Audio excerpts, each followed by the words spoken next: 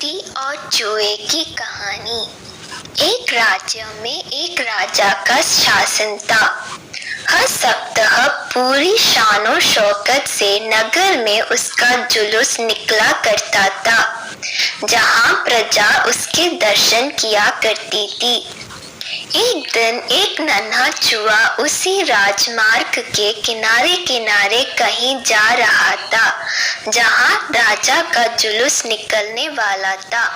वह चूहा था तो छोटा सा, मगर उसका घमंड बहुत बड़ा था और वह खुद को सर्वश्रेष्ठ और महान समझता था। कुछ देर बाद राजमार्ग से राजा का भव्य जुलूस निकला, जिसे देखने लोगों की भीड़ लगने लगी। राजा अपने पूरे दल बल के साथ था। उसके सैनिक उसे घेरे हुए थे। कई मंत्री और अनुचर उसके पीछे थे। वह एक विशाल शाही हाथी पर सवार था। हाथी शाही था, इसलिए उसे भव्यता से सजाया गया था और उसकी शान भी देखते बनते थी। जुलूस में हाथी के साथ एक शाही बिल्ली और एक कुत्ता भी थे। राजा का जुलूस देखने को उमड़ी भीड़ राजा के साथ साथ उसके शाही हाथी की भी प्रशंसा कर रहे थी। यह सुनकर घमंडी चूहे को बहुत बुरा लगा। वह हाथी को गौर से देखने लगा, फिर सोचने लगा, इसमें ऐसी क्या खास बात है जो मुझ में नहीं। मैं भी उस जैसे ही हूँ। मेरे पास भी 2 आंख, 2 कान, 1 नाक और 4 पैर है। फिर उसकी कितनी प्रशंसा क्यों? उसके विशाल शरीर के कारण, लंबी सूंड के कारण, छोटी छोटी आंखों के कारण या जुरीदार जमंडी के कारण?